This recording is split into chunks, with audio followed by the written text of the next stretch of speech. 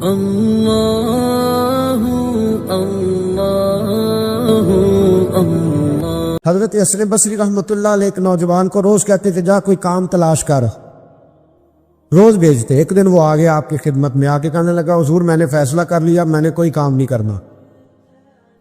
فرمانے لگے کیوں؟ کہنے لگے آج میں نے عجیب سین دیکھا ہے۔ پر میں کیا دیکھ آئے ہو؟ کہنے لگا جی میں جنگل میں گیا ہوں تو میں نے دیکھا ہے ایک شیر نے شکار کیا ہے، آدھا اس نے کھا لیا ہے اور آدھا منہ میں پکڑ کے سفر شروع کر دیا ہے۔ ایک پہاڑی پہ چڑھ گیا شیر، میں بھی ایک درخت پہ چڑھا دیکھ رہا تھا۔ حضرت جی جب وہ شیر پہاڑی پہ چڑھا ہے تو وہاں ایک لومڑی بیٹھی تھی جس کی ایک ٹانگ بھی کٹی ہوئی تھی اور دونوں آنکھوں سے نابینا بھی تھی۔ اس شیر نے وہ بچا ہوا شکار اس کے منہ میں ڈالا ہے، تو جو رب لومڑی کے لیے خوراک کا بندوبست کر سکتا ہے میرے لیے بھی کرے گا، لہذا میں نے اب کام نہیں کرنا۔ حضرت حسن بصری مسکرائے، فرمانے لگے کیا بات ہے تیری، تو نے کردار دو دیکھے، ایک شیر دیکھا ایک لومڑی دیکھی۔ فرمانے لگے بیوقوف، تو نے لومڑی بننے کا پروگرام بنایا، شیر بننے کا کیوں نہیں بنایا؟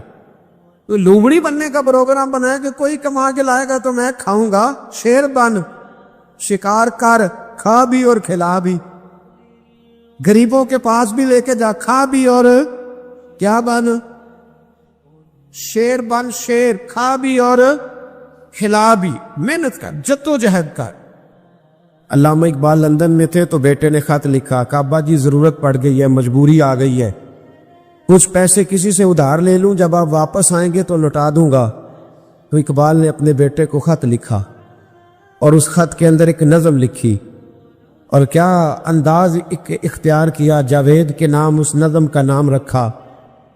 اقبال کہنے لگے دیار عشق میں اپنا مقام پیدا کر، ابے کے سہارے جینا اب چھوڑ دے، اب والد کو بیساکھی بنا کے آگے بڑھنا چھوڑ دے، دیار عشق میں اپنا مقام پیدا کر، نیا زمانہ نئے صبح و شام پیدا کر، خدا اگر دل فطرت شناس کرے عطا تجھ کو، سکوت لالا و گل سے کلام پیدا کر۔ اور میرا طریق امیری نہیں فقیری ہے، میرا طریق امیری نہیں فقیری ہے، خود ہی نہ بیچ غریبی میں نام پیدا کر، خود ہی نہ بیچ غریبی میں نام پیدا کر۔ پتہ تو تب ہے نا کہ جب تو غریب ہو پھر کچھ کر کے دکھائے، جب تو کمزور گھرانے سے اٹھے پھر تو کچھ کر کے دکھائے۔ ابے کا سجادہ نشین بننا آسان، ابے کی فیکٹری والی کرسی پہ بیٹھ جانا آسان، لیکن تو بتانا تیرے اندر بھی کوئی خوبی ہے بھائی کہ نہیں؟ بتا، جو تو کمزور لوگ ہوتے۔ میرا طریق امیری نہیں فقیری ہے، خود ہی نہ بیچ غریبی میں نام پیدا کر۔ دنیا میں کوئی پیشہ برا نہیں۔ حضرت داؤد لوہے کا کام کرتے تھے، لوہے کا کام حضرت داؤد کو کہے برا لوہار کو، یہ حضرت داؤد کرتے تھے، خود نبی پاک علیہ السلام نے بیان فرمایا۔ حضرت نوح علیہ السلام لکڑی کا کام کرتے تھے، حضرت سیدنا آدم علیہ السلام کھیتی باڑی بھی کرتے تھے اور کپڑا بھی بنا کرتے تھے، اماں حوا گھر کے اندر کپڑا بنتی تھی۔ یہ پیشے برے ہیں؟ کچھ چیزوں سے دل سخت ہوتا ہے، جو لوگ دنیا داری کی اور فضول باتیں زیادہ کرتے ہیں ان کا دل سخت ہو جاتا ہے، جو ہنستے زیادہ ہیں ان کا بڑا سخت ہو جاتا ہے، اور صوفیاء کہتے ہیں جو کسی پہ ہنستے ہیں نا ان کا تو مردہ ہی ہو جاتا ہے، تو معاملہ ہی ختم ہو گیا۔ اور جو لوگ رزق حرام کی طرف بڑھتے ہیں ان کا دل بھی مردہ ہو جاتا ہے۔ اور اقبال کہتے ہیں جو مشینی زندگی گزارنے لگتے ہیں نا، روحانی زندگی سے نکل جاتے ہیں۔ ہم آج کل مشینی زندگی پہ آ گئے، ہمارے پاس انٹرنیٹ ہے، موبائل ہے، آواز کے فاصلے اتنے کم ہوئے ہیں کہ دلوں کے فاصلے بڑھ گئے ہیں۔ اقبال کہنے لگے دل کے لیے موت ہے، دل کے لیے موت ہے، دل کے لیے موت ہے یہ مشینوں کی حکومت۔ احساس مروت کو کچل دیتے ہیں یہ آلات، آلات پہ زندہ ہیں ہم۔ دل کے لیے موت، اور کسی کے گھر جانا، دروازے پہ دستک دینا، اور کبھی خط لکھنا تو سوچ سوچ کے، کبھی کاٹنا تو پھر لکھنا۔ لفظ یہ اس کے شایان شان نے یہ جملہ میں نے بدل دیا ہے، لیکن اب بے باکانہ گفتگو ہے، تو مجھے وائس کر دے میں تجھے وائس کر دوں گا، حال ہی کوئی نہیں۔ تو کیا کوئی سوچے گا، کیا کوئی لکھے گا، کیا کوئی اس میں خوبصورتی کے رنگ بھرے گا؟ سخت ہو جاتے ہیں دل جب آپ مشینوں کی زندگی میں زندہ رہتے ہیں۔ دل نرم کیسے ہوتے ہیں؟ میرے نبی پاک نے فرمایا یتیم کے سر پہ ہاتھ پھیر، رب تیرا دل نرم کرے گا۔ اگر زنگ لگ جائے دل کو تو اللہ کا ذکر کر، قرآن پاک کی تلاوت کر، اللہ تیرے دل کو نرم کر دے گا۔ اور پھر فرمایا کہ اگر دل سخت ہو جائے تو موت کو یاد کر، تیرا دل نرم ہو جائے گا۔ اچھوں کی صحبت اختیار کریں تو دل نرم ہو جاتا ہے۔ قبروں کی زیارت کریں، جائیں کبھی اپنے شہر کے قبرستان میں، غور کریں کہ وہ چودھری صاحب لیٹے ہیں، یہ علامہ صاحب لیٹے ہیں، وہ فلاں بہت بڑے افسر لیٹے ہیں، وہ دیکھو وہ میرا عزیز لیٹا ہے۔ وہ ہارون رشید نے کہا حضرت داؤد بھائی سے نصیحت کر دیں، تو فرمانے لگے باپ کدھر ہے تیرا؟ کہا حضور قبرستان میں، اماں قبرستان میں، دادا نانا بڑے بھائی سب قبرستان۔ فرمایا میں کیا نصیحت کروں؟ او پہ دس دیاں نی قبراں جنہاں تے پھول پے، ادھروں کوئی بھی نہیں آمدا، ادھروں لکھاں گئے تے سہ جوڑ سنگت دے ڈٹھے، سہ جوڑ 100 سال کی دوستیاں، سہ سال سنگت دے ڈٹھے، او تکو آخر وتھاں پئیاں، او جنہاں بعد جسی پل نہیں سمجھیندے، ایک پل نہیں سمجھیندے، پھر وہ شکلاں بھی یاد نہ رہیاں، سہ جوڑ کا یہ کوئی کم ہے دل کو نرم کرنے کے لیے؟ تیرے پاس موت کا تذکرہ قبروں کی زیارت کو تھوڑی ہے؟ یہ چیزیں دل نرم کرتی ہیں، یاد نرم کرتی ہیں چیزیں دل۔ سختی طبیعتوں کی، مزاجوں کی سختی، دوسروں کے بارے میں ڈاٹے جذبات، ہمارے رویے ڈاٹے، ہماری طبیعتیں سخت۔ حضرت عبداللہ ابن مسعود رضی اللہ تعالیٰ عنہ نے ایک شخص کو جنازے کے موقع پہ ہنستا ہوا دیکھ لیا، فرمایا آج کے بعد تیرے ساتھ کلام نہیں کروں گا۔ جس کا جنازہ دیکھ کے بھی دل نرم نہیں ہوا اور قبرستان دیکھ کے بھی دل نرم نہیں ہوا، وہ تو سخت دل بندہ ہے۔ سخت دل بندے سے دوستی کبھی نہیں رکھوں گا، میں تو درد دل والوں سے پیار کروں گا، تیرے ساتھ میں کلام نہیں کرتا۔ تو کس طرح کا شخص ہے بھائی جسے یہاں کے بھی ہنسی آ رہی ہے، مذاق سوچ رہا ہے؟ تو دل کی نرمی، میرے نبی پاک صلی اللہ علیہ وسلم نے نا دل پر، ہم نے نا کپڑوں پر بڑی محنت کی، ہم نے چہروں پر بڑی محنت کی، ہم نے اپنے ظاہر کو سنوارنے پر ہم نے اپنے حق میں بڑے بڑے لفظ یاد کیے، بڑی کہانیاں یاد کی، پر دل کے لیے محنت، اس پر محنت ہی نہیں کی۔ اعلیٰ حضرت فاضل بریلوی کتنے بڑے عالم ہیں، 1000 کتاب کے مصنف، اور ان کے فتاوی موجود ہیں کہ جس بندے کا تلفظ ٹھیک نہ ہو، یعنی جو ضروری قواعد ہیں وہ قرآن پاک کے جس کو نہ آتے ہوں، اس کے پیچھے نماز نہیں۔ جو ہا اور ہا میں فرق نہیں کر سکتا، حمزہ اور عین میں فرق نہیں کر سکتا، وہ الفاظ کا معنی بگاڑ دے گا۔ لیکن اعلیٰ حضرت چونکہ صوفی ہیں، درویش ہیں، علم کے ساتھ تو ایک اور رنگ بھی بیان کرتے، وہ کہتے ہیں یہ نہ ہو کہ صرف تو حروف کے ہیر پھیر میں لگا رہے، صغرے کبرے ٹھیک کرتا رہے، دارابا یادرب کے چکر میں پڑا رہے، اور دل پر تو توجہ ہی نہ دے۔ فاضل بریلوی رحمۃ اللہ علیہ فرمانے لگے کہ 2 علماء نے قرآن ایک درویش کے پیچھے نماز پڑھی، تو مستحب جو قواعد تھے نا جن کے بغیر نماز، وہ ٹھیک نہیں تھے ذرا ان کے، تو وہ کہنے لگے دیکھا جی اتنے بڑے پیر صاحب ہیں اور ان کی تو قرات ہی ٹھیک نہیں، تلفظ ہی ٹھیک نہیں۔ حالانکہ لفظ تاثیر سے بنتے ہیں، تلفظ سے نہیں، لفظ تاثیر سے بنتے ہیں، تلفظ سے نہیں۔ اہل دل آج بھی ہیں اہل زبان سے آگے۔ انہوں نے کہا جی بابا جی کا تو تلفظ ہی ٹھیک نہیں۔ اعلیٰ حضرت نے لکھا ہے ملفوظات شریف میں، فرماتے ہیں پھر وہ نہ نہانے کے لیے چلے گئے نماز پڑھ کے فارغ ہو کے، تو وہ پانی میں اتر گئے تو شیر ان کے کپڑے اٹھا کے لے گیا۔ اب کتنی کو دیر پانی میں رہتے، نکلے بھی تو کیسے نکلے، شرم آتی ہے۔ مختصر لباس پہن کے وہ غسل کرنے کے لیے گئے تھے، اب پانی میں سردی، کتنی کو دیر بندہ پانی میں رہے۔ لوگوں نے آ کے کہا حضور وہ آپ کے مہمان تو الجھ گئے، بڑے بری طرح پھنس گئے، مہربانی فرمائے ان کو تو بچائیں، وہ تو سخت الجھن میں۔ کہ کیا ہوا؟ کہنے لگے وہ شیر کپڑے لے گیا، اور وہ پانی میں اب کچھ تو ہونا چاہیے۔ تو وہ بزرگ گئے، جا کے نہ دور کھڑے ہو کے شیر کو آواز دی، شیر کو۔ حضور کے صحابی تھے نا حضرت سفینہ، قافلے سے رستہ بھول گئے، ایک سائیڈ پہ ہو گئے تو سامنے شیر آ گیا۔ میں نے کہا ہے لیکن جب آ جائے تو، جب شیر سامنے آ جائے جب سامنے آ جائے پھر پتہ چلتا ہے کہ یہ تو واقعی آ گیا ہے، پھر انداز اور ہوتا ہے۔ حضرت سفینہ کے سامنے شیر ہی آ گیا، مشکات میں شیر آیا، اب کوئی بھاگتا ہے، کوئی چڑھتا ہے درخت پہ، کوئی لکڑی اٹھاتا ہے، کوئی اسلحہ پکڑتا ہے۔ حضرت سفینہ فوراً بولے، کہنے لگے شیر ذرا خیال کرنا میں رسول اللہ کا غلام ہوں۔ پھر آکھیا شیر سفینہ تائی جا رہا یار آ جاندے، اور جڑے غلام رسول اللہ دے اسی غلام ہونا دے۔ شیر دم لاتا رستہ چھوڑ گیا، اور بابا جی بھی گئے، فاضل بریلوی کہتے ہیں شیر کو آواز دی، شیر دوڑا آیا، آگے کہنے لگے وہ ہمارے مہمانوں کے کپڑے لے گیا، تجھے شرم نہیں آتی؟ تو شیر کپڑے اٹھا کے واپس لایا، ان علماء کو، حضرات علماء کو کپڑے پیش کیے۔ جب ان کو پیش کیے تو پیش کرتے ہی بزرگ پھر فرمانے لگے، کہنے لگے مولانا تم نے لفظ سیدھے کیے ہیں، میں نے دل سیدھا کیا ہوا ہے۔ تم نے محنت کر کے نا لفظ ٹھیک کیے ہیں، لیکن میں نے دل ٹھیک کیا ہے۔ دل پاک ہوئے تے پاک ہی ملدا ہے، تے بنا پاکوں پاک نہیں ملدا۔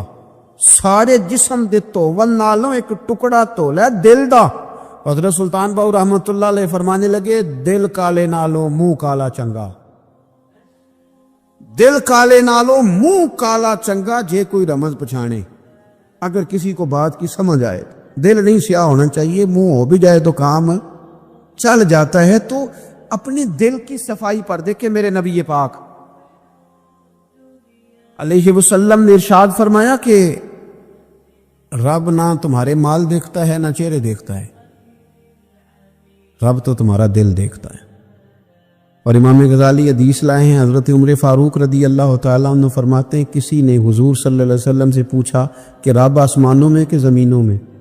جلوے تیری ذات کے کو بکو ہیں، جدھر دیکھتا ہوں ادھر تو ہی تو ہے، اللہ زمینوں میں کہ آسمانوں میں؟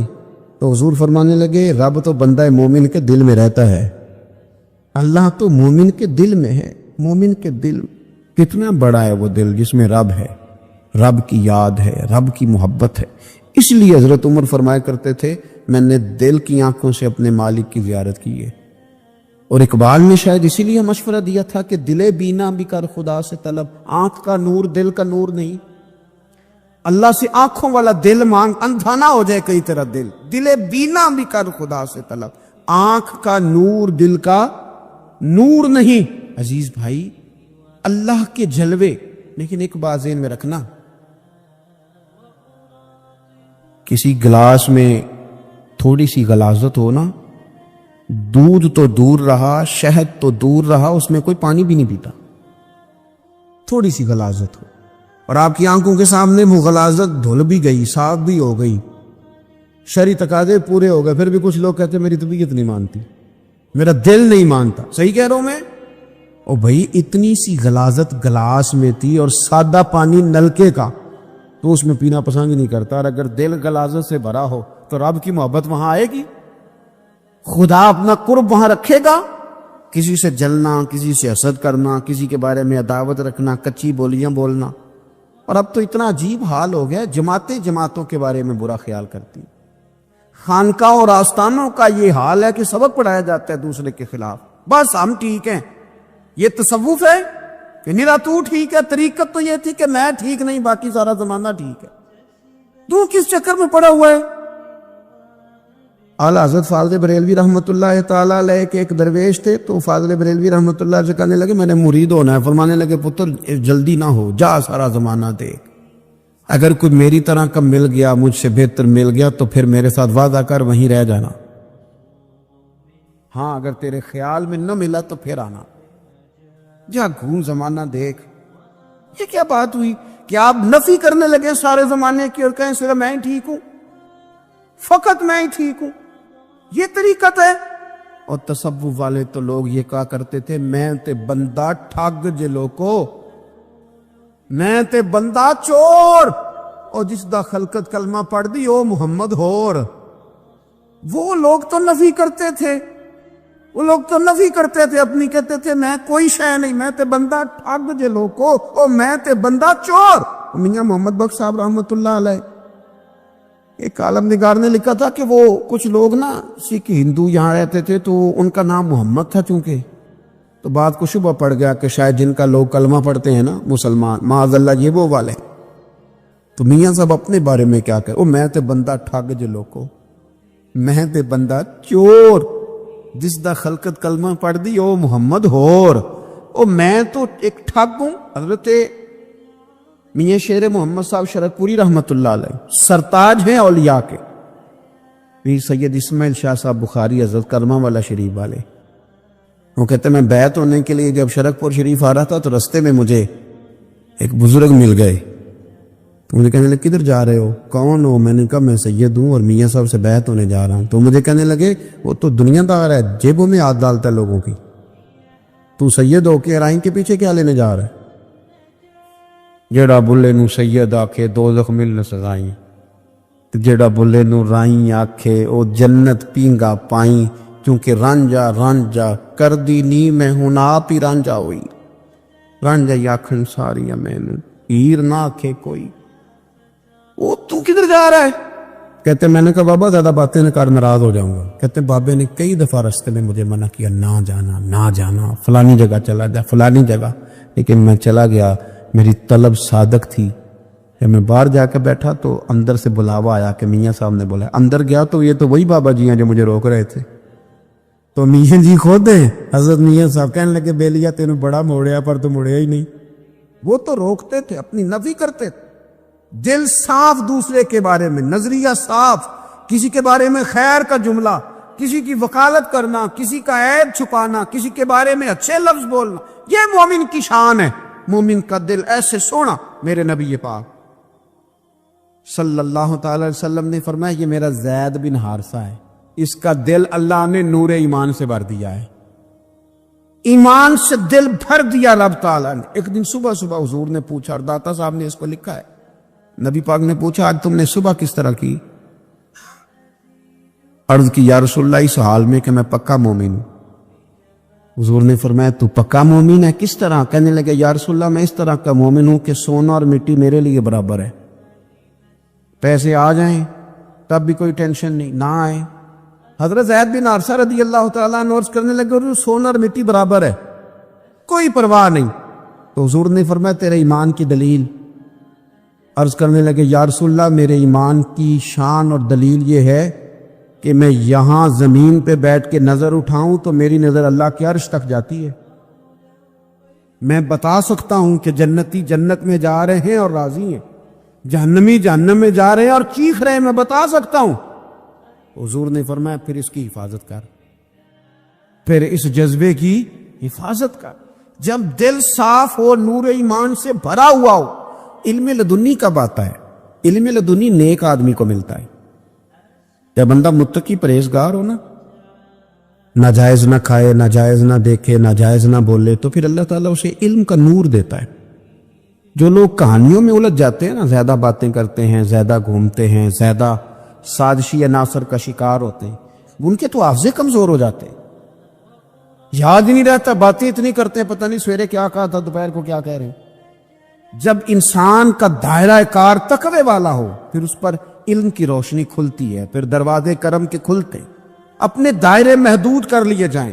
سوچے میں بڑے بڑے لوگ آپ کو زندگی میں ملیں گے، مشورے دیں گے، وہ جناب آپ کو پتہ ہی نہیں آپ کتنے بڑے ہیں، آپ فلانی جگہ کھڑے تھے، فلانے کے ساتھ ہنس رہے تھے، یہ آپ کو خراب کرنا چاہتے ہیں، کسی تکبر میں مبتلا کرنا چاہتے ہیں۔ آپ زمین پہ رہیں تاکہ زمین والوں سے رشتہ مضبوط رہے، دل کی صفائی، دل صاف ہو، کوئی حسد نہیں، کوئی کینہ نہیں۔ پتہ ہے سب سے بڑی بیماری کیا ہے بندے کی؟ خوفناک علامت کیا ہے دل کے بیمار ہونے کی؟ کہ کوئی بندہ بیماری میں ہے اور ادھر ایک بندہ اس کو دیکھ کے خوش ہو رہا ہے،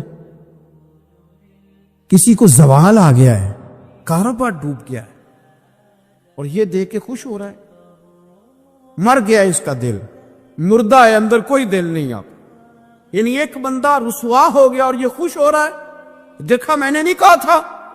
جب کوئی کسی کی رسوائی، کمزوری اور کسی کے زوال پر راضی ہونے لگے تو پھر سمجھ لے کہ اس کا حال اتنا برا ہو گیا ہے کہ اب یہ اخلاقی طور پر مردہ زندگی گزار۔ ہمارا اب یہ حال ہے کہ ہم لوگوں کے دکھوں پر ہنسنے لگے، ہم کسی کے ہاں کوئی شخص تکلیف میں آتا ہے تو ہم اس کو کہکہوں میں اڑاتے ہیں. یارو زندہ قومیں یہ کام نہیں کرتی، زندہ قومیں یہ کام نہیں کرتی. میرے نبی پاک صلی اللہ علیہ وسلم نے فتح کے موقع پر بھی گردن کو جھکا کے بتایا کہ جب رب عروج دے تو پھر اللہ کی بارگاہ میں جھک جایا کرو. کسی شخص کے پتہ ہے، ایک حدیث سنو، یہ مسلم شریف میں موجود ہے. حضور نے فرمایا ایک بندہ گناہ کرتا تھا، پھر اس نے توبہ کر لی. اگر کسی نے دوبارہ اسے وہ گناہ یاد کرایا کہ تو یوں ہوتا تھا، اگر کسی نے اسے دوبارہ گناہ یاد کرایا تو یاد کرانے والے کو اللہ سزا کے طور پر مرنے سے پہلے پہلے اس گناہ میں مبتلا کر دے گا. خفیہ تدبیر آئے گی اللہ.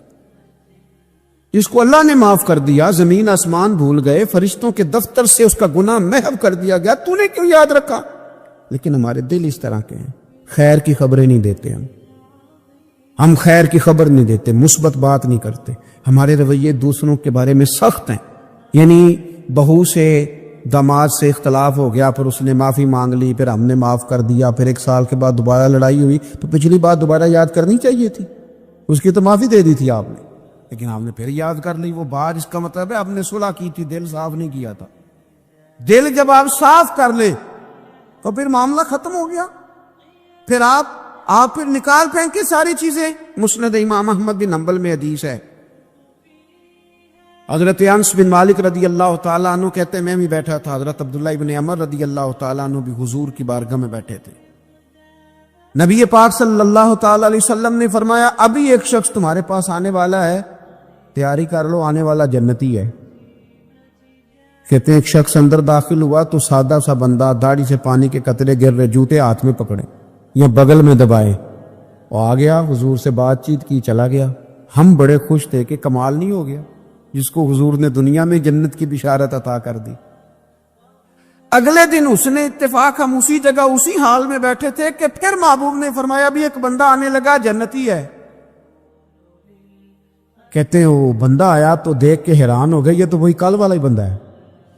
اسی طرح داڑھی سے پانی کے قطرے گر رہے ہیں، جوتے اس کی بغل میں آ کے بیٹھ گیا. تیسرے دن اللہ کی قدرت ہم وہیں بیٹھے تھے، پھر حضور نے فرمایا بندہ آنے لگا، زیارت کر لو، تیاری کر لو، بندہ جنتی ہے. وہی بندہ آیا جو پہلے 2 دن آیا تھا. حضرت عبداللہ ابن عمر کہتے ہیں کہ وہ حضور سے کوئی بات چیت کر کے جانے لگا تو میں اس کے پیچھے ہو گیا. میں نے اس کو جا کے سلام کے بعد کہا کہ یار میں تیرا مہمان بننا چاہتا ہوں، 3 راتوں کے لیے رکھ لو گے؟ اب محلہ بھی ایک، شہر بھی ایک. اس نے کہا جی ٹھیک ہے، آ جائیں، جو میرے پاس روکھا سوکھا ہوگا پیش کر دوں گا. فرماتے ہیں 3 راتیں 3 دن میں اس کے پاس رہا. میں جاننا چاہتا تھا کہ کون سی ایسی عبادت کرتا ہے جس کی وجہ سے 3 دن حضور نے جنت کی بشارت اس کے لیے دی، اعلان فرمایا.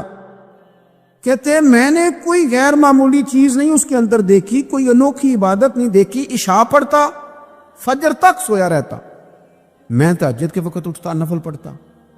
3 راتیں یہ ہوتا رہا. ہاں جب وہ کروٹیں بدلتا تو اللہ اکبر کہتا. باقی وہ سویا ہے، فجر میں اٹھا ہے، صدقہ بھی وہ خاص نہیں اس نے دیا، خیرات بھی میں اس سے زیادہ کرتا رہا، مجھے کوئی خاص چیز نظر نہیں آئی. تیسرے دن میں جانے لگا تو میں نے اسے کہا یار سن، مجھے کوئی ضرورت نہیں تھی تیرے گھر میں قیام کرنے کی، میرا گھر قریب ہی ہے. وہ تو کمال یہ ہے کہ نبی کریم علیہ السلام نے اپنی زبان فیض ترجمان سے، یعنی وہ زبان جس کو سب کن کی کنجی کہیں، اس کی نافذ حکومت پہ لاکھوں سلام. حضور نے 3 دن تجھے مسلسل جنتی کہا ہے. میں تو دیکھنے آیا تھا کہ تیرے اندر کوئی عمل ہو تو میں بھی وہ شروع کروں. تو وہ کہنے لگا یہی ہے جو آپ نے دیکھ لیا ہے، فرض نماز ہی پڑھتا ہوں، روٹین کے کام ہی کرتا ہوں، کوئی خاص چیز تو میرے پاس کوئی نہیں. حضرت عبداللہ ابن عمر فرماتے ہیں میرے تو سمجھا کہ میں تو اس سے زیادہ خیر کے کام کرتا ہوں. اب میں سوچتا ہوا وہاں سے نکلنے لگا کہ پھر کیا خاص بات ہے جو نبی پاک نے 3 دفعہ اسے جنتی کہا ہے.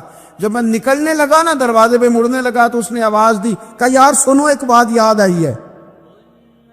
میں نے کہا وہ کون سی؟ کہنے لگا یار جب سے بالغ ہوا ہوں نا، جب سے اللہ نے توفیق اسلام دی ہے، میں نے جب بھی اپنا دل دیکھا ہے نا، جب بھی میرے دل میں کسی کے لیے حسد کوئی نہیں، کوئی عداوت نہیں، کوئی بغض نہیں، کوئی کینہ نہیں، کوئی کیا کر رہا ہے، میرے دل میں سب کے لیے خیر ہی ہے. دل میرا صاف ہے، اس کے علاوہ نہیں مجھے پتا کیا عمل ہے. حضرت عبداللہ بن عمر کہتے ہیں پھر مجھے سمجھ آ گئی ہے، یہ جو تیرے دل کی صفائی ہے نا، یہ بنیاد بن گئی ہے جس کی بنیاد پر نبی پاک نے تجھے 3 دفعہ جنت کی بشارت عطا فرمائی ہے۔ آپ دل میں میل کچھ رکھ کے نفل پڑھنا، عبادتیں کرنا، ریاضتیں کرنا، صدقات دینا زیادہ نفع بخش نہیں ہوتا۔ ہم پتہ کیا چاہتے ہیں، سارے میرے مطابق چلیں، پھر نفسیاتی مسائل پیدا ہوتے ہیں۔ میرے ساتھ اگر 100 بندہ پیار کرتا ہے تو ان کے مطالبے الگ الگ ہیں۔ کوئی کہتا ہے جناب کو پیار ہی کرنا چاہیے، ہر ایک سے مسکرا کے ملنا چاہیے، کوئی کہتا ہے حضرت صاحب اتنا بھی پیار کریں تو لوگ نگل جاتے ہیں، تھوڑی ڈنڈی پٹی بھی ہونی چاہیے۔ دونوں قسم کے لوگ ہیں نا جی۔ ایک وہ شخص ہے جو کہتا ہے اتنا بڑا مجمع ہے تو 2 سیکیورٹی گارڈ بھی ہونے چاہیے۔ تیسرا کہتا ہے جی یہ عجیب عجیب لگتا ہے، ایک گارڈ رکھے ہوں کسی بندے نے، کسی بڑے آدمی، تو یہ ہر بندے کا مطالبہ۔ اب آپ نے کیا کرنا ہے، آپ نے لوگوں کے مزاج کی رعایت کرنی ہے۔ جہاں تک آپ پیار کر سکے آپ نے کرنا ہے، جہاں تک محبت کر سکے آپ نے محبت۔ نبی پاک نا بچوں کے مزاج کا خیال کرتے، چھوٹے بچوں، حضور پاس سے گزرتے تو فرماتے السلام علیکم۔ ایک بچے نے نا حضور کے کپڑوں پر پیشاب کر دیا تھا، اس کی ماں پریشان ہو گئی، بخاری ہے، یا رسول اللہ وہ بچہ تھا پتہ نہیں چلا، تو نبی پاک فرمانے لگے کیا ہو گیا، وہ بچہ ہے، اللہ نے پانی پیدا کیا نا، ابھی اس پہ پانی بہائیں گے سب ٹھیک ہو جائے گا، وہ بچہ ہے۔ لیکن حاجی صاحب گھر میں بگڑ جاتے ہیں، پوتا اگر پیشاب کر دے کہتے ہیں میں نماز پڑھنی ہوں، وہ بگڑ جاتے، پیر صاحب بگڑ جاتے اس بات پہ، علامہ صاحب بگڑ جاتے، شیخ صاحب کہتے ہیں پتہ ہی نہیں بچے نے پیشاب کر دیا ہے۔ حضور نے فرمایا کہ بچہ بچہ ہوتا ہے، وہ چھوٹا ہے، اس کا ایک مزاج ہے، اس کا ایک مطالبہ ہے۔ اب آپ یہ کہیں کہ وہ بڑا مجھے پاک صاف سمجھتا ہے تو اس رویے سے میرے ساتھ وہ ملاقات کرے، آپ اس کے مزاج کی رعایت کریں گے۔ نبی کریم کے غلام کے بیٹے ہیں حضرت اسامہ بن زید، نواسوں کی بات نہیں سنا رہا، زید بن حارثہ حضور کے غلام تھے، ان کے بیٹے ہیں، چھوٹی عمر تھی، ناک بہ رہا تھا۔ ویسے دادا جی ناک صاف کر دیتے ہیں پوتے کا، ہو سکتا ہے وہ ڈانٹ دیں کہ چل دوڑ جا کتنا گندا، اماں سے کہتے ہیں ناک صاف کرے، چل نلائق، نانا بھی کہتے بھاگ جا، کیونکہ وہ حاجی صاحب نے وضو کرنا ہے، نماز پڑھنی ہے، تو ان کے قریب یہ چیز آگے تو بڑا مسئلہ بن جائے گا۔ نبی کریم صلی اللہ علیہ وسلم نے کہا عائشہ اسامہ کی ناک بہ رہی ہے صاف کر دو۔ حضرت عائشہ کہتی ہے میں ذرا اٹھی کو کپڑا دیکھنا تو حضور جلدی سے اٹھے۔ ایک روایت تو یہ کہ حضور نے ناک پونچھ دیا، اور دوسری میں کہ نبی پاک قریب پہنچ گئے۔ جناب عائشہ کہتے ہیں میں نے ہاتھ پکڑ لیا، میں نے کہا حضور کپڑا لینے گئی تھی آ گئی، کہتے میں نے اپنے ہاتھوں سے ان کی ناک صاف کر دی، ریٹ صاف کر دیا۔ اللہ کے رسول گویا میری طرف دیکھ کے مسکرائے، حضور راضی ہوئے۔ بچے تو بچے ہوتے ہیں، بچے تو بچے ہوتے ہیں۔ اب آپ کو بچہ حاجی صاحب مانے، پہلے نمازی صاحب مانے، آپ کو پہلے بچہ جو ہے وہ بڑا سیانہ مانے، سمجھدار مانے، عقل مند مانے، پیر صاحب مانے، چھوٹا بچہ تو وہ نہیں مان سکتا۔ آپ اس کی نفسیات کے مطابق اس کے ساتھ چلیں، اب رویہ وہ رکھیں کہ وہ بچہ ہے، وہ چھوٹا ہے۔ حضور بچوں کے پاس سے گزرتے تھے تو انہیں سلام کہتے تھے، آپ بھی کہتے ہیں، آج سے کہیں گے۔ حضور گزرتے چھوٹے کہتے السلام علیکم۔ اور نبی پاک صلی اللہ علیہ وسلم کبھی کبھی نا بچے کھیل رہے ہوتے تو حضور بیٹھ جاتے، فرماتے یار میرے سینے سے تو لگو۔ حضور زمین پہ بیٹھ جاتے، بچہ یوں ہاتھ پہ، بچہ دوڑا آتا، حضور کے سینے سے جب لگتا تو نبی پاک گر جاتے اور فرماتے اوئے ہوئے تم نے تو مجھے گرا ہی دیا ہے۔ یہ بچوں کے ساتھ آپ جو رویہ رکھیں گے وہ میٹھا ہوگا۔ اب آپ کہیں گے چونکہ اب میں ایک عہدے پہ ہوں، میں ایک منصب پہ ہوں، تو یہ آپ کی نفسیاتی کمزوری ہے۔ پھر کیا ہوتا ہے، بچوں کو ڈانٹ کے رکھا جاتا ہے، بے جا ڈانٹ ڈپٹ، بے جا سختی، اور بے جا ان کے ساتھ رویے، اور ان کے ساتھ بڑی عجیب و غریب قسم کی جو ہے وہ ہماری جو ہے وہ گھٹن گیپ آ جاتا ہے بچوں کے درمیان۔ بچے، میں کہا کرتا ہوں، پھر بچے ہمیں دکھ نہیں سناتے، وہ پھر غلط آدمی کو دوست بناتے ہیں، پھر اس غلط آدمی کو اپنی بات بتاتے ہیں، غلط آدمی رازدار بن جاتا۔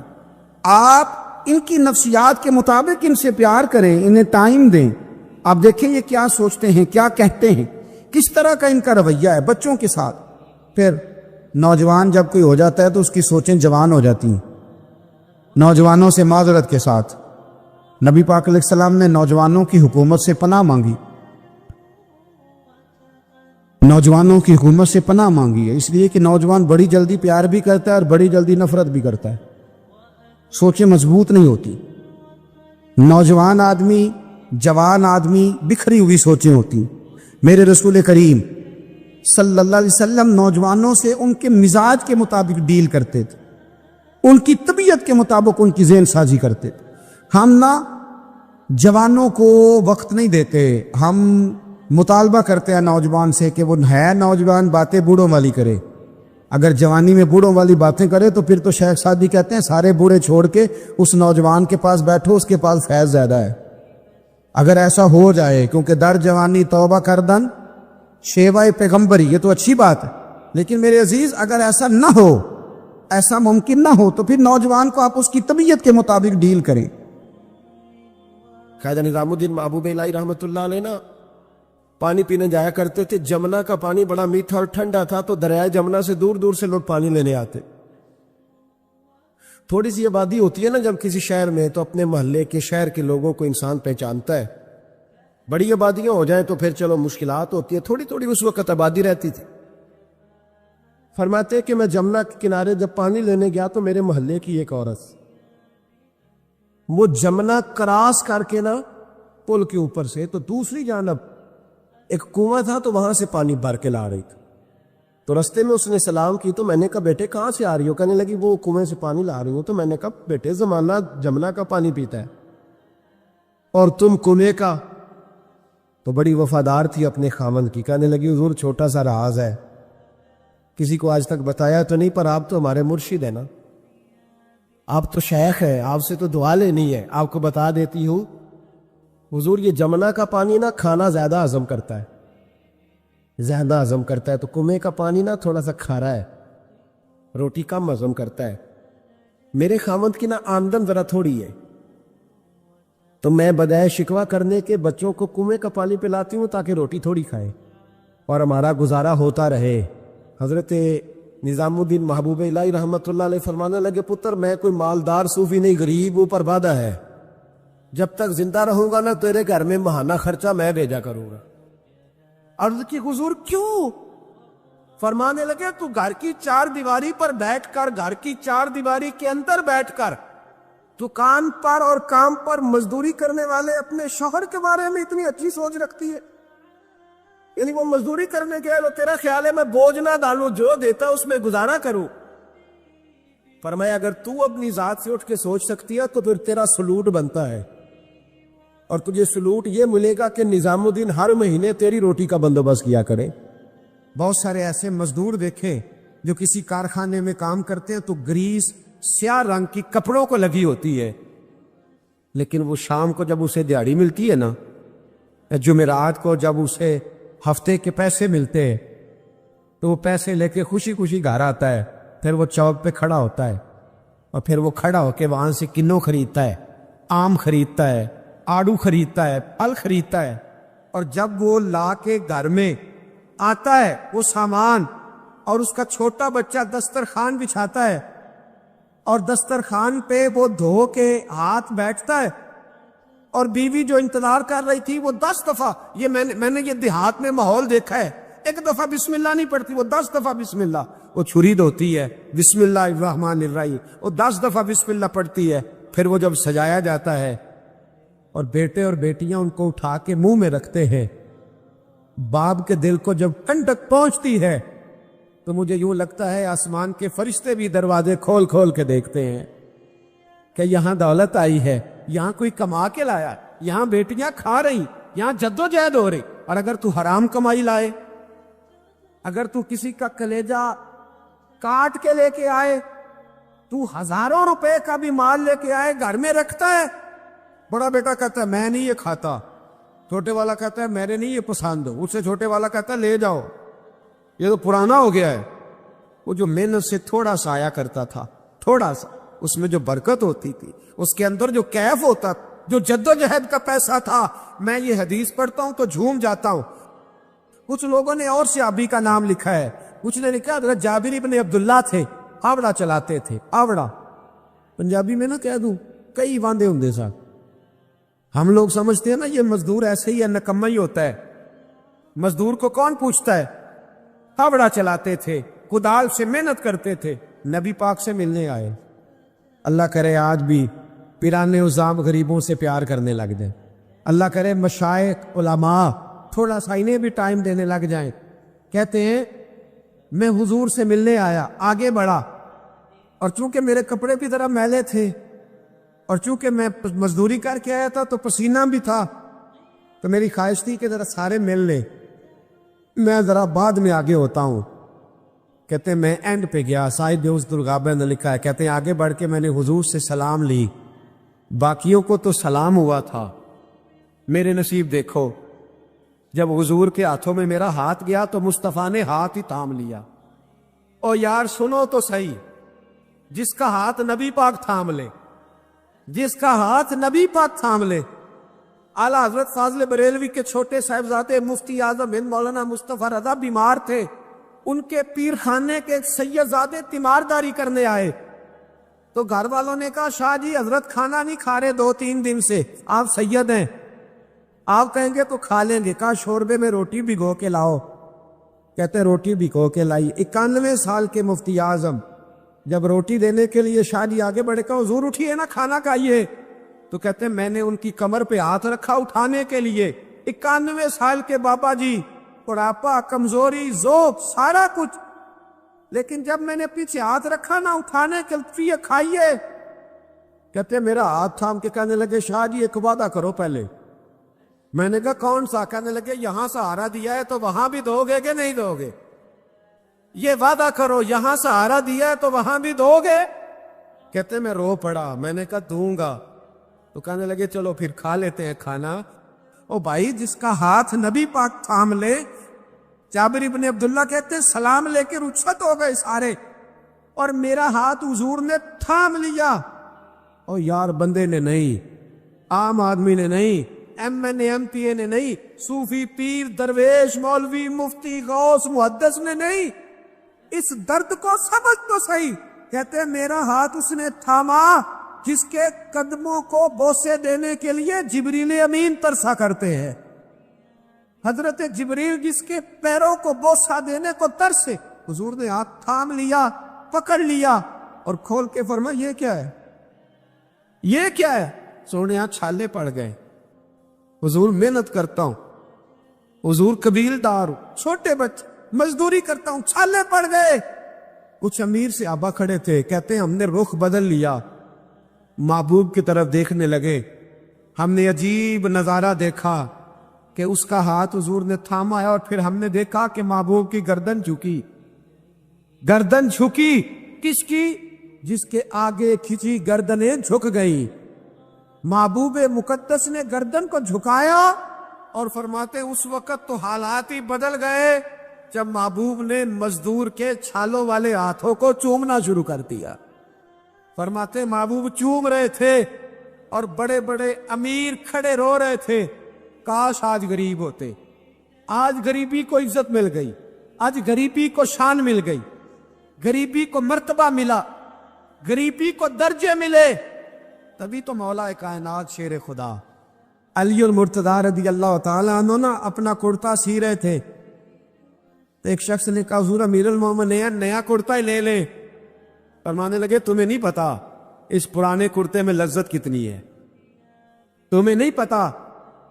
जब मैं ये पुराना कुर्ता सी के पहनता हूं तो अल्लाह मेरे दिल के अंदर खुशू और गुजू कितना पैदा फरमाता है, तुम्हें नहीं पता इस गरीबी के जायके कितने हैं, इसके मजे कितने। भाई मेहनत की जो कमाई है, जद्दोजहद का जो पैसा है, वो तुझे बड़ा करे, आगे बढ़, मेहनत कर, इन तो हाथों को लड़ा, दाएं बाएं ना देखना किसके पास क्या है, वरना हसद की आग में जल के जिंदगी गुजरेगी। नबी पाक सल्लल्लाहु ताला अलैहि वसल्लम से एक सहाबी ने पूछा हुजूर बेहतरीन रोटी कौन सी होती है? हमसे को पूछे तो शायद हम कहें कि चिड़े बटेरे, या अगर वो दोबारा पूछे तो कहे वो जो गोश्त अपने बकरे का बचा के नहीं रख लेते बड़ी ईद पे, कहले यार होंगे तो टिके लावांगे, वो मजे का होता है। यहाँ लोग कहते हो गए आज होते ना फलां होटल पे, तो वहां जितना था बल्कि उसकी पब्लिसिटी कर रहे होते हैं, कहते हैं वो होटल वहां बना है। मैं भी गया था, फिर होटल 10 दफा जाके तो फिर 5वीं दफा मैं मैदे के डॉक्टर के पास भी गया था। تو دونوں کا کارڈ میرے پاس ہے, دونوں ہی رکھ لو, تمہارے کام آئیں. ہم پبلسٹی. نبی پاک صلی اللہ علیہ وسلم سے صحابی نے پوچھا حضور بہترین کھانا کون سا ہے, بہترین کھانا؟ تو صحابہ کہتے ہیں کہ اب اس نے جو سوال پوچھا تو ہمارے ذہنوں میں یہ تھا کہ حضور کہیں گے شوربہ اور روٹی, یا گوشت بھی کھانوں کا سردار ہے اس کے بارے میں کہیں گے, یا نبی پاک صلی اللہ علیہ وسلم شوربے کے اندر روٹی بھگو کے کھاتے تھے اس کی بات ہوگی. صحابی نے پوچھا حضور بہترین کھانا کون سا ہے؟ ہمارے ذہنوں میں جواب کے بارے میں تخیلات اور تھے, تصورات اور تھے. جب حضور نے پوچھا نا, اس صحابی نے پوچھا حضور کون سا کھانا بہتر ہے؟ نبی پاک نے فرمایا وہ والا کھانا جو بندہ اپنے ہاتھ سے مزدوری کر کے کھاتا ہے, وہ کھانا سارے کھانوں میں سے بہتر ہے, سب کھانوں میں سے بہتر کھانا وہ جو تو مزدوری کر کے کھاتا ہے, جو تو جد و جہد کے ساتھ کھاتا ہے, جو تو کمائی کر کے کھاتا ہے. اور اگر کوئی تجارت کرے, تاجر ہو, تو محبوب علیہ السلام فرمانے لگے جو سچا تاجر ہو, وہ والا تاجر نہیں جو کہے جھوٹ کے بغیر کام ہی نہیں چلتا, وہ والا نہیں جو کہے جھوٹ بولوں گا تو دکان چلے گی. فرمایا جو سچا تاجر ہوگا اللہ قیامت کے دن اسے شہیدوں, صدیقوں, اور محبوب فرمانے لگے اللہ اسے قیامت میں صدیقوں, شہیدوں اور نبیوں کے ساتھ جگہ عطا فرمائے گا. سچے تاجر پر, سچے تاجر تجارت کریں سچائی کے ساتھ, دیانت. حضرت معروف کرخی بغداد کی جامع مسجد میں تشریف رکھتے تھے تو بارش نہیں ہوتی تھی, کچھ لوگ دعا کرانے آ گئے, کہا بابا جی بارش نہیں ہوتی دعا کرنے. تو آپ فرمانے لگے میرے سامنے ایک کریانے والا ہے, کریانے والا لفظ سمجھانے کے لیے بول رہا ہوں, اس زمانے میں جو بھی اس کا نام تھا, کا یہ جو کریانے والا نا چینی, پتی, گھی, دال, چاول بیچتا ہے, اس سے دعا کراؤ بارش ہو جائے گی. نے کہا حضرت صاحب اس سے دعا کرائیں, رفیق شفیق سے, یہ تو ہمارا لنگوٹیا ہے ہمارے ساتھ رہتی, اس سے دعا کر. فرمایا دعا کراؤ بارش ہو جائے. اب پیر صاحب کا حکم تھا, اللہ کے نیک بندے کا, گئے اسے کریانے والے سے کہا دعا کراؤ. کہنے لگا یار میں تو پڑھا لکھا بھی نہیں, مجھے تو دعا کے لفظ بھی صحیح نہیں آتے, دعا حضرت معروف کرخی سے کراؤ. کہنے لگے انہوں نے بھیجا ہے, انہوں نے بھیجا ہے. تو اس کریانے والے نے ہاتھ اٹھایا, کہا اللہ, اے اللہ تیرے بندے نے تیرے بندوں کو میرے پاس بھیج دیا ہے, تو بارش کے لیے ہے, مہربانی کر دعا بارش برسا دے, دعا مقبول فرما. لوگ کہتے ہیں اس نے چہرے پہ ہاتھ بھی نہیں پھیرے, بارش شروع ہو گئی. لوگ جو تھے سارے وہ تو چلے گئے, دو چار سیانے لوگ جو تھے سمجھدار صاحب نظر, حضرت معروف کرخی کی خدمت میں کہا بابا جی یہ ہم نے نہیں دیکھا پر فرض نماز ہی پڑھتا ہے, ہماری طرح کو لمبا چوڑا کام تو کوئی نہیں کرتا, کئی رات کو تنہائی میں تو نہیں تہجد پڑھنے آتا, کیا ایسا کام کرتا ہے کہ دعا مانگی ہے تو مقبول ہو گئی؟ آپ فرمانے لگے کچھ بھی نہیں کرتا, فرض نماز ہی پڑھتا ہے, ضروریات پہ ہی عمل کرتا. کہ حضور اتنا مقبول بارگاہ کہ ہاتھ اٹھائے تو اللہ خالی نہ لوٹائے. فرمانے لگے کچھ بھی نہیں کرتا, 30 سال ہو گئے مجھے دیکھتے ہوئے, میرے سامنے دکان کرتا ہے, سودا پورا تولتا ہے, کسی غریب کو دھوکہ نہیں دیتا, یہ اپنی جائز منافع لیتا ہے, یہ اپنی خودداری کو بیچتا نہیں. تو فرمایا جو 30 سال رب کے ساتھ وفا کرے کیا رب اس کی دعائیں قبول نہیں فرمائے گا؟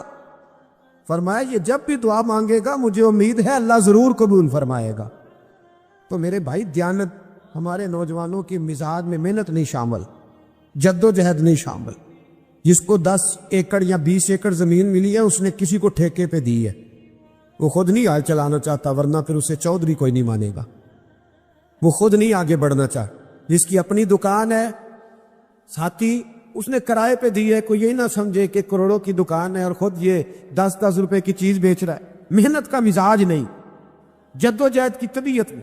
اور یہ جو فارغ رہنے والے ہیں نا, آج ناراض ہو جانا ہے آپ نے, چلو کوئی بات نہیں, لیکن ایک بات ضرور ہے کہ قوم کو سمجھدار ضرور ہونا چاہیے, ناراض ہو یا نہ ہو. یہ جو فارغ رہنے والے 15-20 ہیں انہوں نے بڑی خرابی کی ہے. ان کو دیکھ کے اور بھی بہت سارے لڑکے فارغ ہو گئے. یہ جو محلے کے پہلے 10 فارغ ہیں نا, یہ بڑا نقصان کر. اگر یہ کچھ محنت کریں, جد و جہد کریں, تو باقیوں کی بھی توجہ کام کی طرف بڑھے. بوڑھا باپ ڈیوٹی پہ جا رہا ہے, بیٹے کو کام ہی نہیں مل رہا. عجیب بات, بوڑھا باپ ساری مزدوری کر رہا ہے، بچہ کہتا ہے کام نہیں میری مرضی کا مل رہا. تیری مرضی کا کب ملے گا؟ محنت کریں، جد و جہد کریں. ہمارے ہاں نا ہر شعبے میں معاذ اللہ ایک مافیا ہے، الا ماشاء اللہ. وہ مافیا کہتا ہے میرے ساتھ ملو گے تو میں چلنے دوں گا، ورنہ میں نہیں چلنے دوں گا. مارکیٹ میں آ ہی نہیں سکتا فلانا بندہ، کیونکہ یہاں ہمارا قبضہ ہے. اور میرے بھائی پھر بہت سارے لوگ جن کی نیتیں اور ارادے بڑے اچھے ہوتے ہیں شروع میں، وہ بھی اس مافیا کا شکار ہو جاتے ہیں اور ان کے رنگ میں رنگ جاتے ہیں. یاد رکھنا، کسی شخص کی بلیک میلنگ کا کبھی شکار نہ ہونا، کبھی کسی کی میٹھی اور مسجع مکفہ باتوں کا شکار نہ ہونا. کوئی کیا کر سکتا ہے اگر اللہ مددگار ہو تو؟ جس کو رب کریم اٹھانا چاہے اسے کوئی گرا سکتا ہے؟ ہم یہ ڈرے ڈرے سہمے پریشان فیصلہ کرنے کی طاقت نہیں، مجھے چلنا چاہیے کہ نہیں، اٹھنا چاہیے کہ نہیں، کرنا چاہیے. اٹھ باندھ کمر کیوں ڈرتا ہے؟ پھر دیکھ خدا کیا کرتا ہے. حضرت عبداللہ ابن عباس فرماتے ہیں میرے نبی پاک علیہ السلام نے میری تربیت فرمائی، حضور نے میری تربیت فرمائی. اور محبوب پاک علیہ السلام نے فرمایا عبداللہ یاد رکھنا، یہ نوجوان دوست میری بات لکھ لیں، پریشان لوگ میری بات لکھ لیں، جن کے پاس قوت فیصلہ نہیں وہ اس بات کو لکھ لیں. حضرت عبداللہ ابن عباس فرماتے ہیں میرے نبی پاک علیہ السلام نے مجھ سے فرمایا تھا عبداللہ سن، اگر ساری دنیا مل کے تیرا کوئی نفع کرنا چاہے کر نہیں سکتی جب تک میرے رب کی رضا نہ ہو. اور فرمایا ساری دنیا مل کے تیرا کچھ بگاڑنا چاہے تو عبداللہ بگاڑ نہیں سکتی جب تک رب کریم کی حکمت کا تقاضا نہ ہو. لوگوں سے ڈرنا، لوگوں کی طرف دیکھنا، ماحول دیکھ کے اپنے راہ کا تعین کرنا، ہر بندے کے خیالات کے مطابق ڈھلنے کی کوشش کرنا، فلانا نہ ناراض ہو جائے، فلانا نہ ناراض ہو جائے، وہ جس نے ہونا ہو جائے، بس رب رسول ناراض نہ ہو. اپنی زندگی میں اپنے مالک کو مولا جان کے، بل اللہ مولاکم، اللہ تمہارا مولا ہے، وَهُوَ خَيْرُ النَّاصِرِينَ، وہ بہترین مددگار ہے. توجہ جب بھی کریں رب کی جانب کریں، اپنے دل کا قبلہ درست رکھیں، سوچوں کے زاویے سیدھے رکھیں.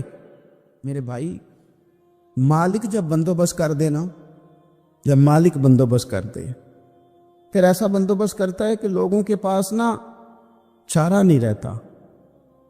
حضرت مریم رضی اللہ تعالی عنہا پاک باز تھیں، مسجد میں رہی تھی، پر مالک کی حکمت کے تقاضے بڑے عجیب ہے نا. پھر جناب مریم کو اللہ تعالیٰ نے بغیر شوہر کے اولاد عطا کر دی. یہ بات ہی ایسی تھی. کسی نے کہا تھا کہ مخلوق تو فنکار ہے اس درجہ کے پل بھر میں سنگے در کعبہ سے بھی اصنام تراشے، تم کون ہو کیا چیز ہے داغ کبابی. لوگوں نے تو مریم پہ بھی الزام تراشے. تو لوگوں نے کہا کدھر سے لے آئی بچہ، تیرا باپ تو ایسا نہیں تھا، کہاں سے لے آئی؟ اللہ کرے میں آپ کو سمجھا سکوں، ذرا اپنے آپ کو وہاں کھڑا کریں کہ ایک پاک باز عورت، پاک باپ کی بیٹی، طیب ماں کی بیٹی، اور اللہ کے گھر میں پرورش پانے والی خاتون، ایک وہ وقت اور ایک یہ وقت کہ اس عورت کو کٹہرے میں کھڑا کر کے پوچھا جا رہا ہے کہ معاذ اللہ تیری گود میں بچہ جائز نہیں ہے، کہاں سے لائی ہے؟ اب خود سے صفائیاں بندہ کتنی کو دے، کتنی کو وضاحتیں کرے. اور میں نے تو اپنی زندگی میں دیکھا ہے زیادہ وضاحت دینے والے کو بھی لوگ جھوٹا سمجھنے لگ جاتے ہیں. زیادہ وضاحت دینے پر بھی لوگ کمزوری کا اظہار سمجھتے ہیں کہ کمزور پڑ گیا. آپ صلح کی کوشش کرتے ہیں، سامنے والا بزدل سمجھ لیتا ہے. زیادہ وضاحتیں بھی کمزور کر دیتی. اب حضرت مریم کو کٹہرے میں کھڑا کر کے کہا بچہ کس کا ہے؟ تو پھر خدا بندوبست جب کرے، اللہ جب مددگار ہو، تو پھر حضرت مریم کی گواہی درختوں سے نہیں دلوائی، اس نے پتوں سے نہیں دلوائی، پھر فرشتے نہیں بھیجے. حضرت مریم کہنے لگی مجھ سے نہ پوچھو، وہ جو پنگوڑے میں ہے اسی سے پوچھ لو، ان سے پوچھو نا وہ کون ہے، پوچھ لو ان سے، کر لو سوال. انہوں نے کہا پنگوڑے میں چند دنوں کا بچہ یہ جواب دے گا؟ مددگار تھا رب. ان کی برات کا اعلان کرنا تھا مالک نے. اور جب مالک اعلان کر دے، جب مالک تیری صفائی دینا چاہے، جب مالک تجھے دنیا کے سامنے نکھارنا چاہے، تو پنگھوڑے میں لیٹے حضرت عیسیٰ بول کے کہنے لگے انی عبد اللہ آتانی الکتاب، فرمایا میں اللہ کا بندہ ہوں، رب نے مجھے کتاب عطا کر کے نبی بنا کے دنیا میں بھیجا ہے، میں اللہ کا بندہ ہوں، کتاب لے کے آیا ہوں، نبی بن کے آیا ہوں۔ پھر پنگوڑے سے اعلان ہو گیا، پھر بچہ بول پڑا، اور یہ ایک دفعہ نہیں بات ہوئی، یہ بنی اسرائیل میں ایک جریج نام کے شخص بھی تھے جو نماز پڑھ رہے تھے، بعض نے لکھا ہے نفل نماز تھی، اماں نے پکارا تو آئے نہیں، تو ماں کے منہ سے نکل گیا تو اتنی دیر تک مرے گا نہیں جب تک کسی بے حیا عورت کا منہ نہ دیکھ لے۔ تو وہ عبادت گزار تھے، لیکن لوگوں نے ان کی عبادت، ریاضت، پرہیزگاری کو نہیں دیکھا، بس ایک عورت کو بھیج کے الزام لگوا دیا۔ وہ عورت آیا جایا کرتی تھی، اب آ جاتی ہیں عورتیں، مسئلہ پوچھنے کی نیت سے بھی آ جاتی ہیں، ماحول میں کچھ جگہ ایسی بھی ہیں جہاں عورتیں دم کرانے کے بہانے آ جاتی ہیں۔ وہ خاتون آتی جاتی تھی، اس خانقاہ پہ آستانے پہ یہ بخاری میں موجود ہے، پھر اس نے کہا میری گود میں جو بچہ ہے یہ انہی کا ہے۔ مجھے بتائیں کیسے بندہ وضاحت دے؟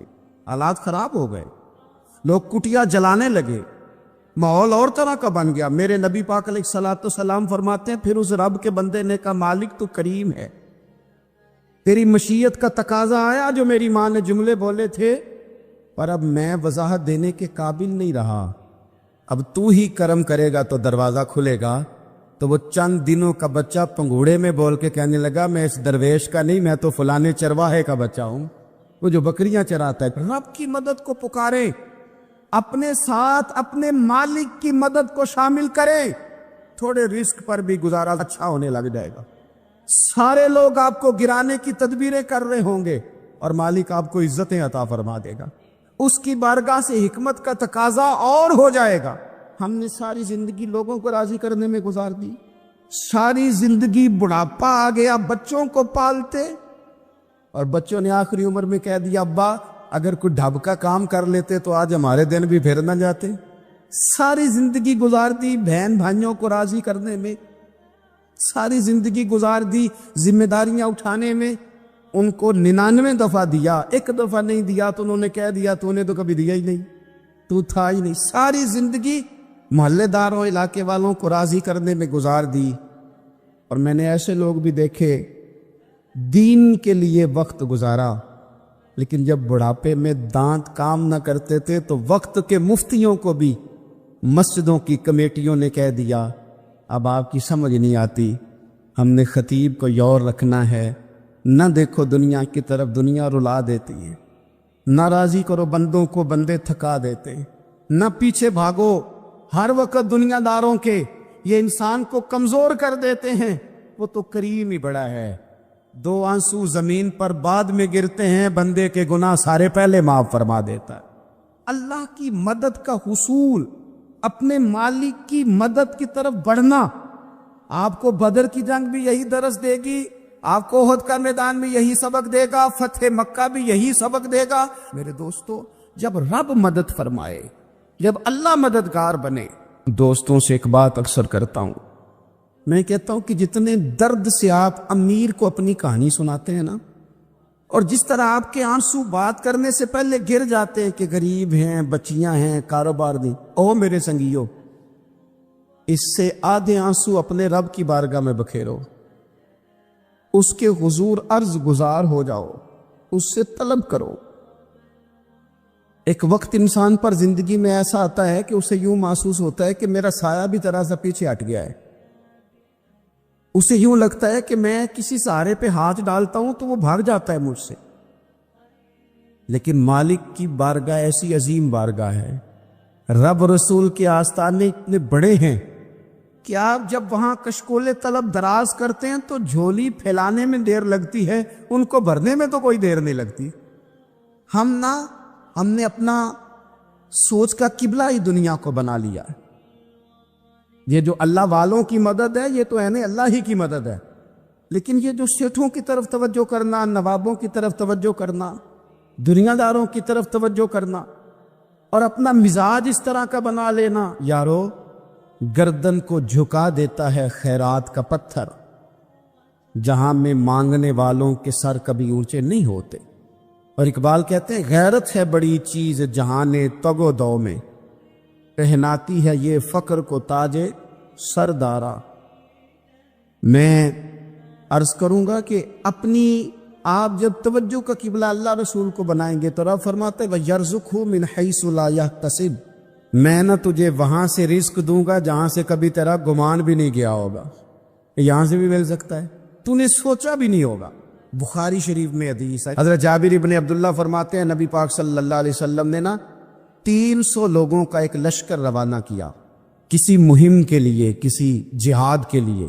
حضرت ابو عبیدہ بن جراح رضی اللہ تعالیٰ عنہ امیر لشکر تھے۔ فرماتے غربت اتنی زیادہ تھی، بھوک اتنی زیادہ تھی کہ ایک ایک کھجور دن میں ایک وقت کھانے کو ملتی تھی، اور کچھ دن ایسے آئے کہ اب کھجور بھی نہیں مل رہی۔ فرماتے اتنی زیادہ بھوک لگی مجاہدین کو 300 بندہ پتے کھا کے گزارا ہونے لگ گیا۔ یہ بخاری میں موجود ہے۔ آپ فرماتے کہ دریا کے کنارے ہمارا پڑاؤ تھا، ٹھہراؤ تھا، جب بھوک سے نڈھال ہو گئے نا وَيَرْزُقْهُ مِنْ حَيْثُ لَا يَحْتَسِبُ، اللہ وہاں سے روزی دیتا ہے، گمان بھی نہیں ہوتا۔ فرماتے ایک مچھلی اللہ تعالیٰ نے دریا کے کنارے بھیجی، فرماتے وہ تھی تو مچھلی پر پہاڑ جتنی تھی۔ بخاری میں لفظ ہیں، حضرت جابر ابن عبداللہ رضی اللہ تعالیٰ عنہ فرماتے ہیں 300 آدمی 18 دن تک اس مچھلی کو کھاتے رہے، مچھلی ختم ہی نہیں ہوئی۔ مچھلیاں نہیں، مچھلی کہتے ہیں 18 دن 300 بندہ کھاتا رہا، مچھلی ختم ہی نہیں ہوئی۔ اور فرماتے ہیں کہ اس کی ہڈی نکال کے، کانٹا کہیں گے آپ اپنی زبان میں، کہتے ہیں وہ نکال کے نا تو اس کو کھڑا کیا نا جب، تو اونٹ کجاوے سمیت اس کے بیچ سے گزر جاتا تھا، 2 اس کے کانٹے جوڑے۔ فرماتے ہیں وہ اس کا گوشت ہم کھاتے تھے اور اس کی چربی بطور تیل کے ہم جسموں پہ ملتے تھے، بیماروں کو اس سے سکون آتا تھا، تندرستی شفا ہوتی تھی۔ فرماتے ہیں ہم کھایا بھی ہم نے، اور کچھ لے کے ہم مدینے بھی گئے، اور قربان جائیں نبی پاک نے بھی اس میں سے کھایا۔ ہم نے عرض کی حضور یہ معاملہ کیا ہے، یہ ماجرا کیا ہے؟ تو محبوب نے فرمایا تمہارے پاس غذا نہیں تھی، رب نے تمہارے لیے بندوبست کیا ہے، اللہ نے تمہیں دیا ہے۔ مکان شروع کر لیا، ایک صاحب نے وہ مکان بنانے لگے، آپ وہ حساب لگا رہے ہیں، کہتے ہیں میرے پاس اتنے پیسے ہیں، اتنے میں نے فلانے دوست سے کہنا ہے اس نے دے دینے، اتنے فلانے رشتہ دار سے کہنا ہے اس نے دے دینے، اتنے فلانے سے کہنا ہے اس نے دے دینے۔ یہ ساری کاپی بنا کے مکان شروع کر لیا۔ جو روز کہتا تھا نا کوئی حکم ہو جاتے دسی، سب سے پہلے اس کو کہا میاں پیسے چاہیے، وہ کہندا ہو کل ہی منڈا ٹوریا ہے، کہدے تو پرسوں 10 داتے لب جانے سن۔ میں آپ کو اپنے تجربے کی بات بتا رہا ہوں۔ یہ لوگوں کا خیال ہوتا ہے نا کہ آپ سٹارٹ کریں فلانا کام، ہم آپ کے ساتھ ہیں، اللہ کا ہی کوئی نظام ہے، وہ بالکل بھی نہیں ساتھ ہوتے۔ لیکن ایسا نہیں ہے کہ کوئی ساتھ نہیں ہوتا، اللہ تعالیٰ بڑے اسباب پیدا کرتا ہے، وہاں سے دیتا ہے جہاں سے گمان بھی ہمارا یہ ذہن بن جاتا ہے، ہم ساری اپنے حساب سے چلتے، اتنے رشتہ داروں سے، اتنے کون آپ کے ساتھ چلے گا، سوال ہی نہیں پیدا ہوتا۔ یہ سارے کام چھوڑ کے سب سے پہلے 2 رکعتیں پڑھو، اپنے رب کی بارگاہ میں، رسول کائنات کی بارگاہ میں گزارشات اور استغاثے پیش کرو، وہاں سے خیر طلب کرو۔ دنیا دار کیا دیں گے، کیا دے سکتے ہیں، کیا حیثیت ہوتی ہے کسی، اللہ کہتا ہے وہاں سے دوں گا۔ تو جو اللہ مال دے وہ لینا چاہیے کہ رشتہ داروں کا مال دیکھنا چاہیے؟ جو اللہ دے وہ لینا چاہیے کہ سیٹھوں نوابوں کی جیبیں دیکھنی چاہیے؟ جو اللہ دے وہ قبول کرنا چاہیے یا دیکھنا چاہیے کون سا آدمی کہاں پہنچ گیا؟ چھوڑو، اپنی مٹی پہ چلنے کا سلیقہ سیکھو۔ کسی کے سنگ مرمر پہ چلو گے تو پھسل جاؤ گے، پھسل جا۔ اس پر ایک اور بات عرض کر دوں، صحیح بخاری سے، مسلم سے ایک اور بات، کچھ چیزیں ایسی ہیں جن سے اللہ کی مدد آتی ہے، مدد ملتی ہے۔ ایک چیز ان میں سے ایسی ہے جس سے بہت مدد نازل ہوتی، وہ ہے کہ جب رب آپ کو دے نا تو پھر آپ بھی اس کے رستے میں دے، پھر مدد آتی ہے، پھر اور آتا ہے۔ بخاری مسلم میں حدیث ہے، یہ زیادہ ہی توجہ طلب امر ہے، اس پر آپ غور کریں گے۔ حضرت ابو ہریرہ فرماتے ہیں کہ نبی پاک علیہ السلام نے فرمایا ایک شخص نے بادلوں کے اندر سے آواز سنی کہ فلاں آدمی کا کھیت اور باغ خشک ہو گیا ہے، وہاں برسو اور اس کے کھیت کو سیراب کرو۔ وہ بڑا حیران ہوا کہ بادل سے آواز آ رہی. پھر اس نے دیکھا کہ ایک پہاڑی پر بارش ہوئی، وہ بادل وہاں برسا، پھر نالیوں سے ہوتا ہوا پانی ایک طرف چلا. تو جس نے آواز سنی تھی حضور بیان کر رہے ہیں، وہ بھی پیچھے پیچھے چلا کہ پانی کدھر جا رہا ہے.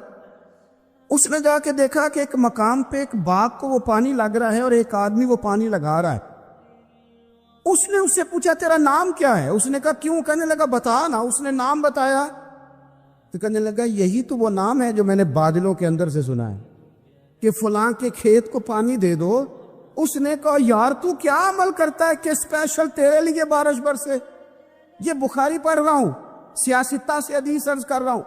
اس سے پوچھا تو کیا کام کرتا ہے کہ جناب اللہ تبارک و تعالیٰ کا حکم کرم آیا کہ خاص تیرے لیے پانی برسے اور تیرے کھیت کو سیراب کرے. تو اس نے کہا چھوٹا ذمہ دار ہوں، پر جب فصل اگتی ہے تو 3 حصے کرتا ہوں.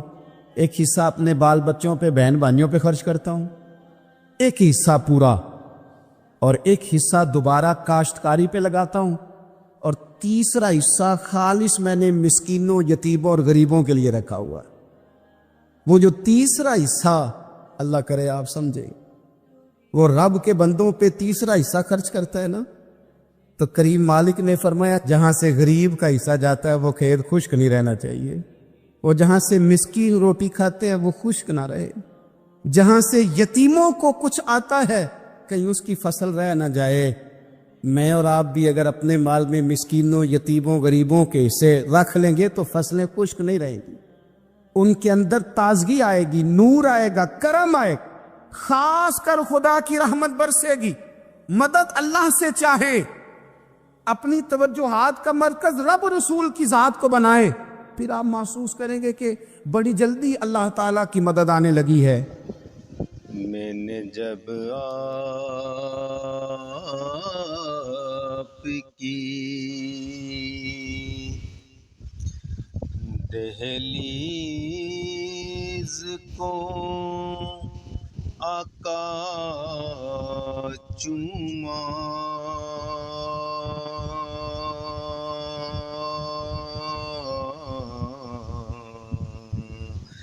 میں نے جب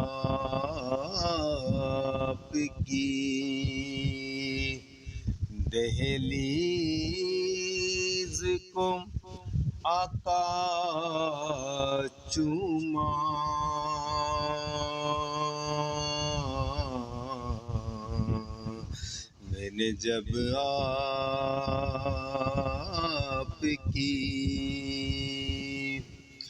میں نے جب آپ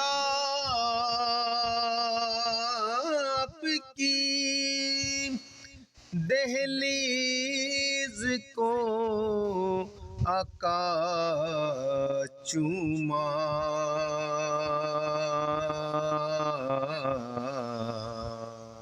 یوں لگا آپ نے جیسے میرا ماتھا چوما،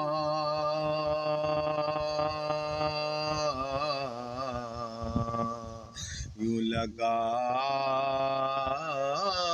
آپ نے جیسے میرا ماتھا چوما،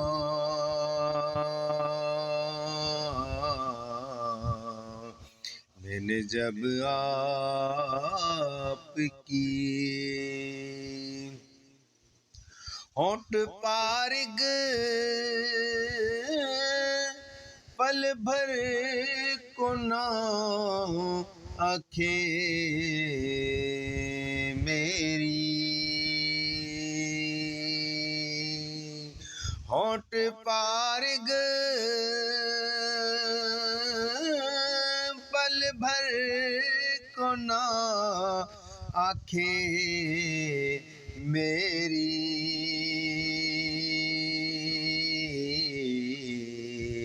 کبھی جالی کبھی روزہ کبھی پردہ چوما،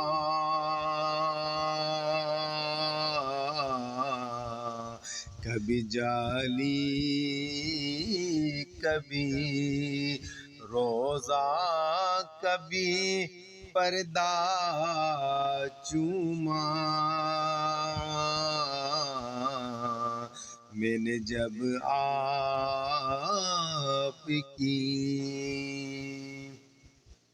آپ کو خواب میں دیکھا تو مقدر جاگے یا رسول اللہ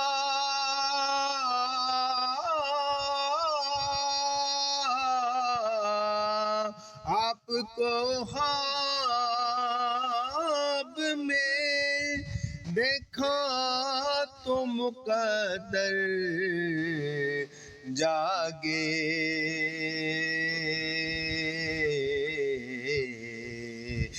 جھوم اٹھا نعت پڑی رو دیا لپٹا چوما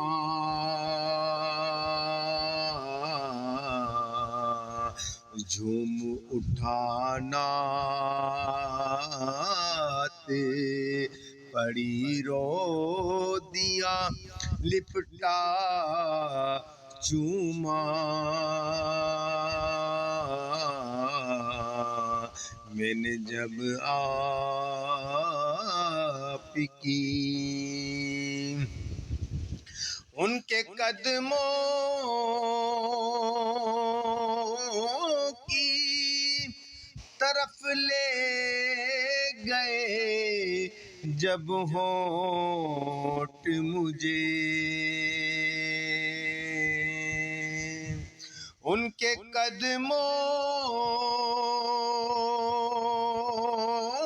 کی طرف لے گئے جب ہونٹ مجھے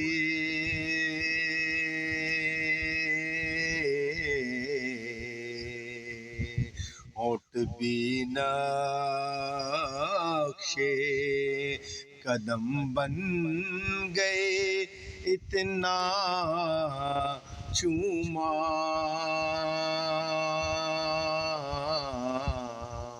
ہونٹ بھی نقشے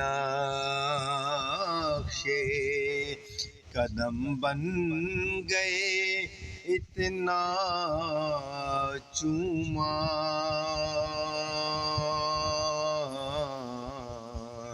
میں نے جب آپ کی اور حجر اسود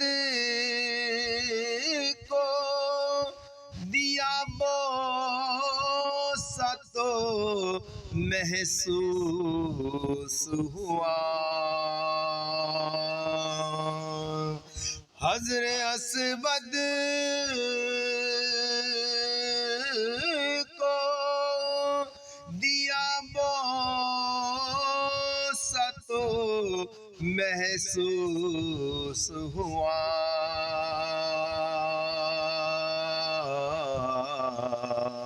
حضر اسود کو نہیں ہاتھ خدا کا چوما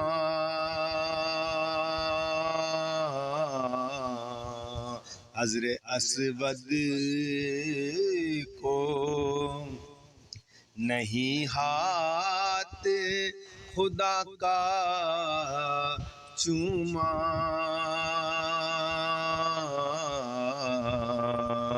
میں نے جب آپ کی دہلیز کو آقا چوما